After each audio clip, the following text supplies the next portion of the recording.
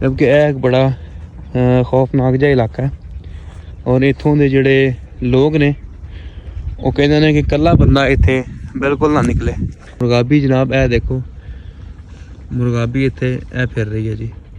ये बकायदा तौर पर एक दरबार है कि जेड़े बाबा चुप शाह के नाम के उत्ते मशहूर है और एक नाल दूसरा दरबार है। चलो जी आ जाओ फिर चलिए।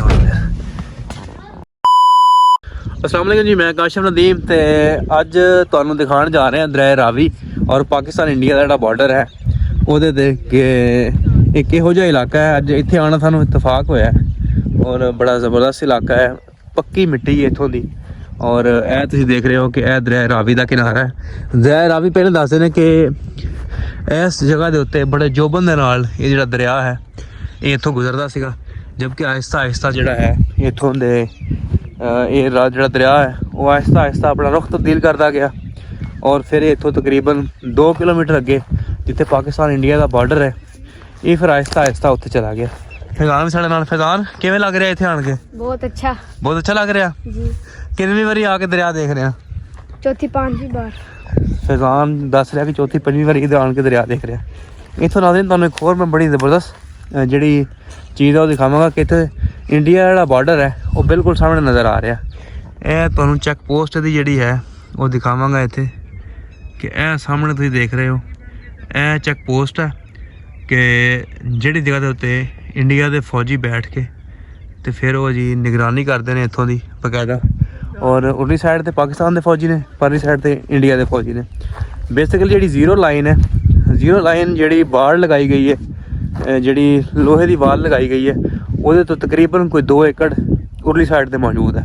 जिथे कि जिस तरह यह कच्ची सड़क जा रही है उत्थे कच्ची सड़क है, जबकि वो नाल फिर अगली साइड ते उन्होंने जी लोहे की बाड़ लगा के जी कि अयूब खान के दौर से लगाई गई सी और अपना जोड़ा इलाका है उन्होंने बंद किया गया है।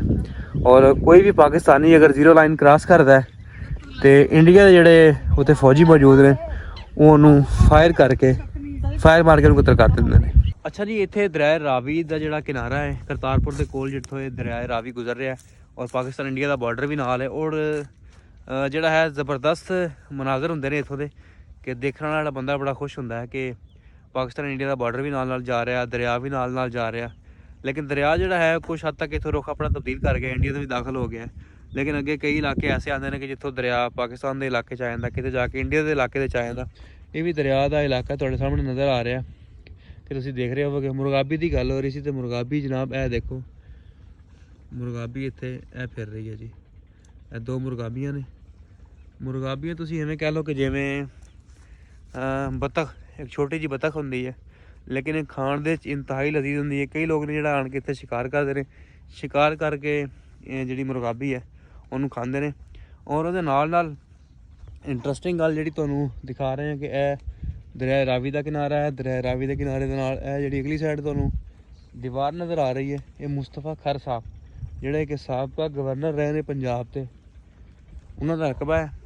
वो इत्थे आंदे ने, इत्थे आण के शिकार करते हैं। बेसिकली तो उन्होंने तलक सलामे के इलाके तो हिना रबानी खार साहिबा या रज़ा रबानी खार साहब जोड़े ने ये उन्होंने ताया जान ने। इस इलाके दे विच इन्हां दा तकरीबन कोई 16-17 एकड़ या 17 मुरबे या 20 मुरबे रकबा जोड़ा है उन्होंने इत्थे मौजूद है।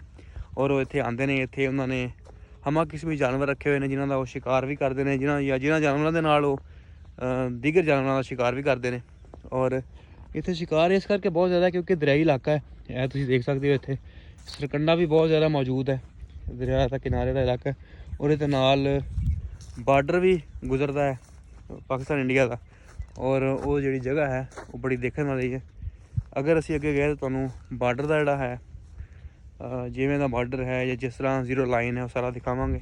जबकि यह एक बड़ा खौफनाक जिहा इलाका है और इत्थों के जोड़े लोग ने वो कहते हैं कि कल्ला बंदा इत्थे बिल्कुल ना निकले, क्योंकि जो तुसीं कल्ले बंदे इत्थों निकलोगे इत्थे जोड़े जानवर ने जिवें कि जिन्हां सब तो जोड़ा कह लो कि खतरनाक जानवर है वो बाहरला है जिन्होंने सूर भी कहते हैं या बाहरला कहते हैं पंजाबी जुबान। तो वो जिस टाइम इत्थे आंदा है तो वो आण के इत्थे सीधा अटैक करता है। अगर कल्ला कल्ला बंदा लभ जाए ਤੇ ਉਹਦੇ ਤੇ ਅਟੈਕ ਕਰਦਾ। ਅਟੈਕ ਕਰਨ ਤੋਂ ਬਾਅਦ ਦੇ ਵਿੱਚ ਜਿਹੜਾ ਹੈ ਉਹਨੂੰ ਬੜਾ ਨੁਕਸਾਨ ਪਹੁੰਚਾਉਂਦਾ ਹੈ।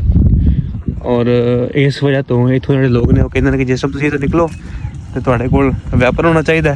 ਅਗਰ ਵੈਪਨ ਨਹੀਂ ਤੇ ਕਮ ਸੇ ਕਮ ਤੁਹਾਡੇ ਕੋਲ ਡੰਡਾ ਤਾਂ ਲਾਜ਼ਮੀ ਹੋਣਾ ਚਾਹੀਦਾ ਨਾ ਕਿ ਤੁਸੀਂ ਇੱਥੇ ਆਓ।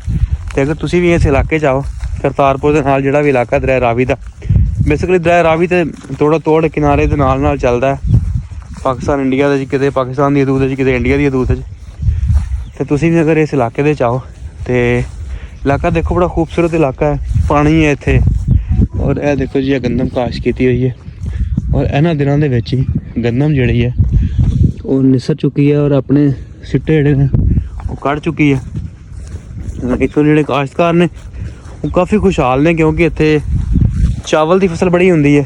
ਝੋਨਾ ਜਿਹਨੂੰ ਕਹਿੰਦੇ ਨੇ, ਉਹਨੂੰ ਇੱਥੇ ਝੋਨਾ ਲਗਾਉਂਦੇ ਨੇ। ਝੋਨੇ ਦੇ ਨਾਲ ਫਿਰ ਜਿਹੜਾ ਹੈ ਉਹ ਇੱਥੇ ਹੋਰ ਵੀ ਦੀਗਰ ਸਬਜ਼ੀਆਂ ਲਾਉਂਦੇ ਨੇ। ਇਹ ਦੇਖੋ ਤੁਸੀਂ, ਇਹ ਕਈ ਐਸੇ ਗੜੇ ਬਣੇ ਹੋਏ ਨੇ, ਜਦੋਂ ਬਾਰਿਸ਼ ਆਉਂਦੀ ਹੈ ਇਹਨਾਂ ਗੜਿਆਂ 'ਚੋਂ ਪਾਣੀ ਹੋ ਕੇ ਸਿੱਧਾ ਦਰਿਆ ਦੇ ਵਿੱਚ ਚਲੇ ਜਾਂਦਾ ਹੈ। ਵਲੌਗ ਅੱਗੇ ਸਟਾਰਟ ਹੈ ਤੇ ਜਿਹੜੇ ਇਲਾਕੇ ਨੇ ਇੱਥੋਂ ਦੇ ਕੋਸ਼ਿਸ਼ ਕਰਾਂਗੇ ਕਿ ਉਹ ਤੁਹਾਨੂੰ ਦਿਖਾਵਾਂਗੇ, ਜਿਹਦੇ ਵਿੱਚ ਬਾਰਡਰ ਦਾ ਏਰੀਆ ਸ਼ਾਮਲ ਹੈ। ਬਾਰਡਰ ਦੇ ਏਰੀਆ 'ਤੇ ਵੈਸੇ ਵੀਡੀਓ ਬਣਾਉਣ ਦੇ ਉੱਤੇ ਪਾਬੰਦੀ ਹੈ, ਲੇਕਿਨ ਅਗਰ ਵੀਡੀਓ ਬਣਾਈ ਤਾਂ ਤੁਹਾਡੇ ਨਾਲ ਸ਼ੇਅਰ ਕਰਾਂਗੇ, ਨਾ ਬਣਾਈ ਤਾਂ ਫਿਰ ਅੱਲਾ ਖੈਰ ਸਲਾ। ਅੱਛਾ ਜੀ, ਇਸ ਵਕਤ ਮੈਂ ਮੌਜੂਦ ਹਾਂ ਦਰਿਆ ਰਾਵੀ ਦੇ ਕਿਨਾਰੇ ਦੇ ਉੱਤੇ। ਕਰਤਾਰਪੁਰ ਦੇ ਬਿਲਕੁਲ ਨਾਲ ਪਿੰਡ ਹੈ ਇਹ, ਪਿੰਡ ਔਲੀਆਪੁਰ।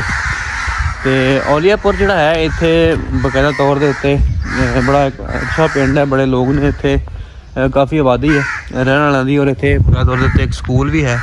ਸਕੂਲ ਦੇ ਨਾਲ ਮਸਜਿਦ ਹੈ। ਔਰ ਮਸਜਿਦ ਦੇ ਨਾਲ ਇੱਥੇ ਇਹ ਬਕਾਇਦਾ ਤੌਰ ਦੇ ਉੱਤੇ ਇੱਕ ਦਰਬਾਰ ਹੈ ਕਿ ਜਿਹੜੇ ਬਾਬਾ ਚੁੱਪ ਸ਼ਾਹ ਦੇ ਨਾਮ ਦੇ ਉੱਤੇ ਮਸ਼ਹੂਰ ਹੈ।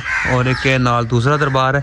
ਇਹ ਦੋ ਬਜ਼ੁਰਗ ਜਿਹੜੇ ਨੇ ਉਹ ਇੱਥੇ ਦਫਨ ਨੇ। ਔਰ ਹਜ਼ਾਰਾਂ ਅਕੀਦਤਮੰਦ ਜਿਹੜੇ ਨੇ ਉਹ ਇੱਥੇ ਆਉਂਦੇ ਨੇ। ਬਕਾਇਦਾ ਤੌਰ ਦੇ ਉੱਤੇ ਇੱਥੇ ਉਰਸ ਹੁੰਦਾ ਹੈ। ਔਰ ਉਹ ਇੱਥੇ ਆਣ ਕੇ ਇਹਨਾਂ ਦੇ ਅਕੀਦਤ ਰੱਖਣ ਵਾਲੇ ਜਿਹੜੇ ਲੋਕ ਨੇ ਉਹ ਆਣ ਕੇ ਇੱਥੇ ਦੁਆਵਾਂ ਕਰਦੇ ਨੇ, ਮੰਨਤਾਂ ਮੰਗਦੇ ਨੇ। ਔਰ ਇਹ ਦੋ ਬਜ਼ੁਰਗ ਜਿਹੜੇ ਹੈ ਨੇ ਇਹ ਇੱਥੇ ਸਦੀਆਂ ਤੋਂ ਦਫਨ ਨੇ। ਔਰ ਇਹਨਾਂ ਦੇ ਚਾਹਣ ਵਾਲੇ, ਇਹਨਾਂ ਦੇ ਜਿਹੜੇ ਪੈਰੋਕਾਰ ਨੇ ਉਹ ਆਣ ਕੇ ਇੱਥੇ ਆਪਣੀਆਂ ਮੰਨਤਾਂ ਜਾਂ ਇੱਥੇ ਆਣ ਕੇ ਦੁਆ ਮੰਗਦੇ ਨੇ। ਇੱਕ ਜਿਹੜਾ ਉਹ ਮਜ਼ਾਰ ਹੈ ਉਹ ਇਹ ਮੌਜੂਦ ਹੈ, ਔਰ ਦੂਸਰਾ ਜਿਹੜਾ ਬਾਬਾ ਜੀ ਦਾ ਮਜ਼ਾਰ ਹੈ ਉਹ ਇਹ ਮੌਜੂਦ ਹੈ। ਇੱਕ ਕਬਰ ਬਾਹਰ ਮੌਜੂਦ ਹੈ ਜੀ, ਬਾਬਾ ਮੌਲਾ ਬਖਸ਼ ਸਾਹਿਬ ਦੇ ਨਾਮ ਤੋਂ।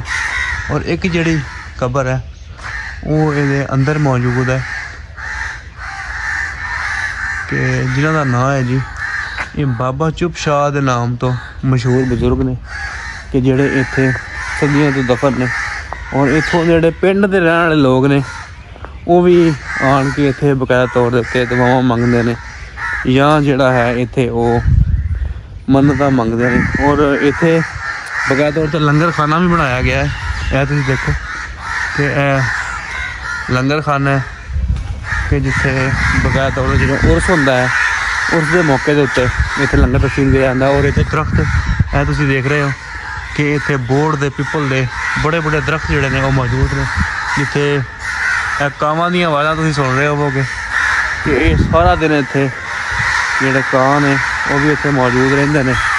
ਔਰ ਉਹਦੇ ਨਾਲ ਜਿਹੜਾ ਹੈ ਇੱਥੇ ਸਾਈਡਾਂ 'ਤੇ ਅਮਰੂਦਾਂ ਦੇ ਔਰ ਜਿਹੜੇ ਦੂਸਰੇ ਮਤਲਬ ਕਿ ਕੇਲੇ ਦੇ ਉਹ ਦਰਖਤ ਇੱਥੇ ਲਗਾਏ ਗਏ ਨੇ, ਜਿਹੜੇ ਕਿ ਇਹਨਾਂ ਦੇ ਬਾਬਾ ਜੀ ਦੇ ਜਿਹੜੇ ਮੁਰੀਦੈਨ ਨੇ ਉਹ ਲਾਹੌਰੋਂ, ਕਸੂਰੋਂ ਜਾਂ ਮੁਖਤਲਿਫ ਬੜੇ ਸ਼ਹਿਰਾਂ 'ਚੋਂ ਆਣ ਕੇ ਇੱਥੇ ਲਗਾਉਂਦੇ ਨੇ। ਔਰ ਉਹਨਾਂ ਦੀ ਗੋਡੀ ਕਰਦੇ ਨੇ ਔਰ ਉਹਨਾਂ ਦੀ ਹਿਫਾਜ਼ਤ ਵੀ ਕਰਦੇ ਨੇ।